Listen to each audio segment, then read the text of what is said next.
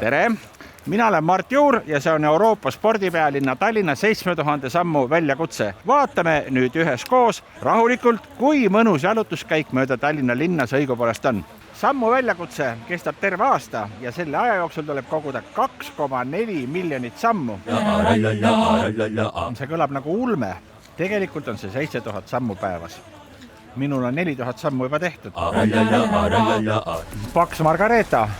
Ma ei tea, kas tänapäeval ongi kena niimoodi naisterahva kohta öelda. Ütleme siis pigem teistsuguste elustiili valikutega Margareeta.